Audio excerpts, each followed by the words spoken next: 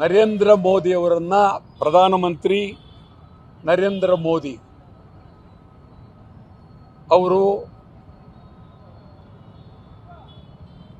ಪಂಡಿತ್ ಜವಾಹರ್ಲಾಲ್ ನೆಹರು ಆವತ್ತಂದಿನ ಪ್ರಧಾನಮಂತ್ರಿ 1947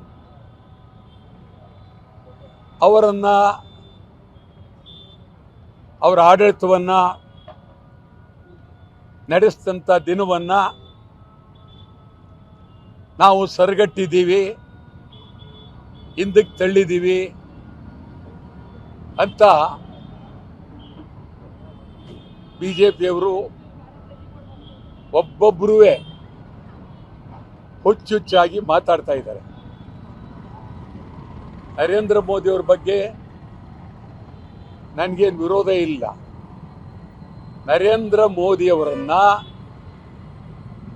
ಜವಾಹರ್ಲಾಲ್ ನೆಹರು ಅವರಿಗೆ ಹೋಲ್ಸಕ್ಕಾಗೋದಿಲ್ಲ, ಸಾಧ್ಯವೇ ಇಲ್ಲ. ಇನ್ನು 100 ವರ್ಷ ಆದರೂ ನರೇಂದ್ರ ಮೋದಿಯವರನ್ನ ಪಂಡಿತ್ ಜವಾಹರ್ಲಾಲ್ ನೆಹರು ಅವರಿಗೆ ಹೋಲ್ಸಕ್ಕೆ ಸಾಧ್ಯ ಇಲ್ಲ. ಈ ದೇಶಕ್ಕೆ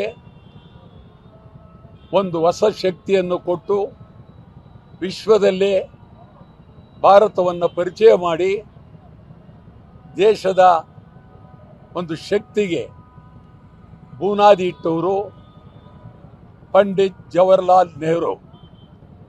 ಮತ್ತು ಅವರ ಹಿನ್ನೆಲೆ ಸುಮಾರು 11 ವರ್ಷ ಜೈಲಿನಲ್ಲಿರ್ತಾರೆ. ಸಾಮಾನ್ಯ ಅಲ್ಲ. ಗಾಂಧಿಗೆ ಸಮಾನ ಬಿಡಬಾರ್ದು, ನೆಹರು ಅವ್ರಿಗೆ ಸಮಾನ ಬಾರ್ದು, ಬಸವಣ್ಣವ್ರಿಗೆ ಇವರು ಸಮಾನ ಬಿಡ್ತಾರೆ ಹುಚ್ಚುಚ್ಚಾಗಿ. ಅವೆಲ್ಲ ಆಗಬಾರ್ದು. ಬಸವಣ್ಣವರೇ, ನೆಹರುನೇ. ಆದ್ದರಿಂದ ಗಾಂಧಿಯ ನಮ್ಮ ನರೇಂದ್ರ ಮೋದಿ ಆಗಲಿ, BJP ಆಗಲಿ, RSS ಆಗಲಿ ಪ್ರಾಮಾಣಿಕವಾಗಿ ನೀವು ನಡ್ಕೊಳ್ಳೋದು ಒಳ್ಳೆಯದು. ಜವಾಹರ್ಲಾಲ್ ನೆಹರು ಅವರು ನಿಮ್ಮ ರೀತಿ ನಡ್ಕೊಳ್ಳಿಲ್ಲ. ಪಶ್ಚಿಮ ಬಂಗಾಳದಲ್ಲಿ ಮುಖ್ಯಮಂತ್ರಿಯನ್ನ ಮಮತಾ ಬ್ಯಾನರ್ಜಿ ಅವರನ್ನ ಇಳಿಸಬೇಕು ಅಂತ ಹೇಳಿ ನೇರವಾಗಿ ಪ್ರಧಾನಮಂತ್ರಿಯೇ ಬೀದಿಗೆ ಬಂದರು. ಜವಾಹರ್ಲಾಲ್ ನೆಹರು ಎಂದೂ ಅಂತ ಕೆಲಸ ಮಾಡಲಿಲ್ಲ. ಆ ಜತ್ತಿಯವರ ಮೇಲೆ ಹಿಂದೆ ನಮ್ಮಲ್ಲಿ ಮುಖ್ಯಮಂತ್ರಿ ಆಗಿದ್ದಂಥ ಜತ್ತಿಯವರ ಮೇಲೆ ಆರೋಪಣೆ ಬಂದರೂ ಜವಾಹರ್ಲಾಲ್ ನೆಹರು ಅವರಿಗೆ ಬೆಂಗಳೂರು ಬಂದು ರಾಜಭವನದಲ್ಲಿ ಕುಳಿತು ಎಲ್ಲ ಪರಿಶೀಲನೆ ಮಾಡಿ ಜತ್ತಿಯವರ ಮೇಲೆ ಏನೂ ಇಲ್ಲ, ಜತ್ತಿ ಒಬ್ಬ ಪ್ರಾಮಾಣಿಕ, ಆದ್ದರಿಂದ ಅವರನ್ನ ತೆಗೆಯೋಕ್ಕಾಗೋದಿಲ್ಲ ಅಂತೇಳಿ ಜವಾಹರ್ಲಾಲ್ ನೆಹರು ಅವರೇ ಹೇಳಿದ್ರು. ಅವತ್ತಿದ್ದವರೆಲ್ಲರೂ ಸತ್ಯವಂತರೇ. ಹನುಮಂತಯ್ಯನವರು, ನಿಜಲಿಂಗಪ್ಪನವರು ಎಲ್ಲರೂ ಕೇಸರಿ ಅದ್ಭುತ. ಆದರೆ ನರೇಂದ್ರ ಮೋದಿಯವರ ಥರ ರಾಜ್ಯಗಳನ್ನೇ ತೊಂದರೆ ಕೊಟ್ಟು ಹಿಂಸೆ ಮಾಡಿ ತಮಿಳುನಾಡಿಗೆ ಹೋಗಿ ಮಾಡಬಾರ್ದ ಸಾಹಸ ಮಾಡಿ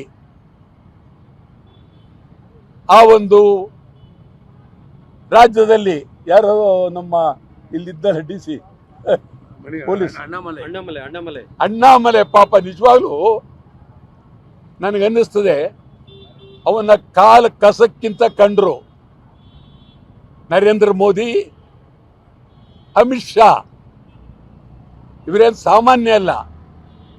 ಪ್ರಧಾನಮಂತ್ರಿ ಅಂದರೆ ಎಲ್ಲರಿಗೂ ಸಣ್ಣ ಮಗು ಇದ್ದಂಗೆ ಇರಬೇಕಾಗಿತ್ತು.